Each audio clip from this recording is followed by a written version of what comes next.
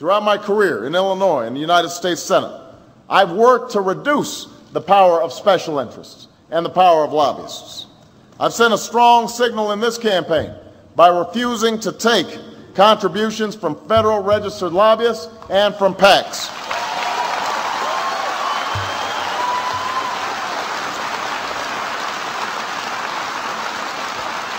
And today, as the Democratic nominee for president, I am announcing that going forward, the Democratic National Committee will uphold the same standard. We will not take a dime from Washington lobbyists or special interest PACs.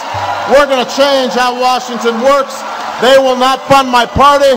They will not run our White House, and they will not drown out the voices of the American people when I'm President of the United States of America.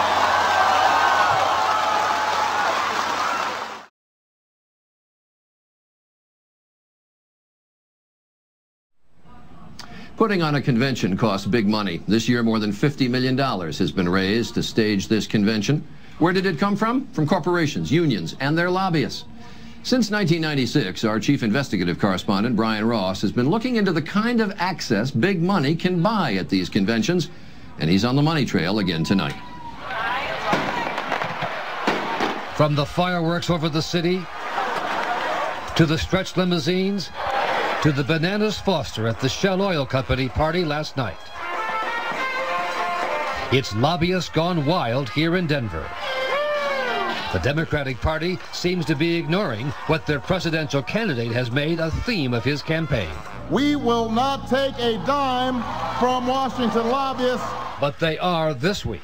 Lobbyists and the corporate executives they work for swarmed into Denver over the weekend in their private jets, unloading golf clubs and some prominent Democrats, including Senator John Kerry. At night, the liquor was flowing, and lobbyists and congressmen were schmoozing at dozens of private parties where outsiders were not welcome, including this one put on by the big railroad, CSX. No, you're not going to shoot me. Wait, you're going to show me your ID.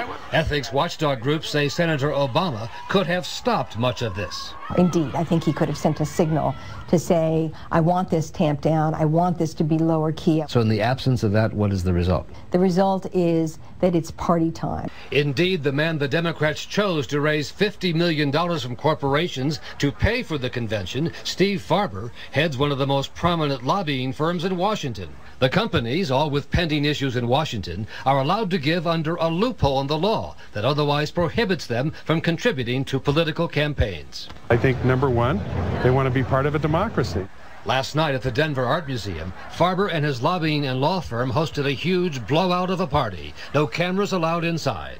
Farber was unfazed about the apparent contradiction with Senator Obama's ban on lobbyists. I respect the position that's been taken by the Senator, but I don't necessarily agree with it. There were so many Democratic officials at Farber's party, they had their own fast lane to get inside, including the powerful chairs of many House and Senate committees, Henry Waxman, Patrick Leahy, and Carl Levin, who said he saw nothing wrong in attending because he and the lobbyist have long been close.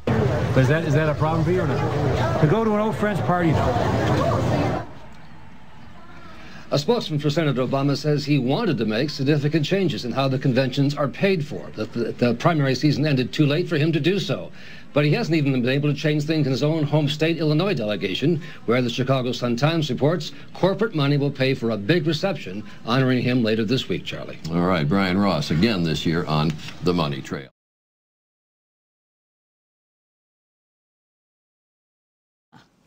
Well, Obama's top advisor is Zbigniew Brzezinski.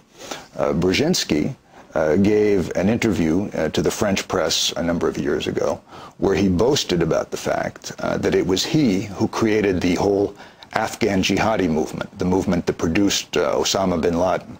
And he was asked by the interviewer, well, don't you think this might have had some bad consequences? And Brzezinski replied, absolutely not. It was definitely worth it because we were going after the Soviets. We were getting the Soviets. Another top Obama person. I think his comment actually was, what's a few riled up Muslims? And that whole idea of blowback, the idea of arming, financing, training the Mujahideen in Afghanistan to fight the Soviets, including Osama bin Laden. And then when they're done with the Soviets, they set their sights, well, on the United States. And later, during Bill Clinton's administration, during the Bosnia killing, the U.S. actually flew some of the Afghan Mujahideen, the early al-Qaeda people. The U.S. actually arranged for them to be flown from there to Bosnia to fight on the Muslim NATO side. Another key Obama advisor, Anthony Lake, he was the main force behind the U.S. invasion of Haiti in the mid-Clinton years, during which they brought back Aristide, essentially in political chains, pledged to support a World Bank, IMF overhaul of the economy, which resulted in an increase in malnutrition deaths among Haitians, and set the stage for the current ongoing political disaster in Haiti. Another Obama advisor, General Merrill McPeak, an Air Force man, who not long after the Dili massacre in East Timor in '91, that you and I survived, he was, I happened to see on Indonesian TV shortly after that, there was General McPeak overseeing the delivery to Indonesia of U.S. fighter planes. Another key Obama advisor, Dennis Ross. Ross, for many years under both Clinton and Bush II, a key, Clinton, under both, he has advised Clinton and both Bushes. He oversaw U.S. policy toward Israel-Palestine. He pushed the principle that the legal rights of the Palestinians, the rights recognized under international law, must be subordinated to the needs of the state, of the Israeli government. In other words, their desires to expand, to do whatever they want in the occupied territories. And Ross was one of the people who, interestingly, led the political assault on former Democratic President Jimmy Carter. Carter, no peacenik. I mean, Carter is the one who bears ultimate responsibility for that Timor terror that Holbrooke was involved in. But Ross led an assault on him because, regarding Palestine, Carter was so bold as to agree with Bishop Desmond Tutu of South Africa that what Israel was doing in the occupied territories was tantamount to apartheid. And so Ross was one of those who fiercely attacked him. Another Obama advisor, Sarah Sewell, who heads a human rights center at Harvard and is a former defense official, she wrote the introduction to General Petraeus's Marine Corps Army counterinsurgency handbook.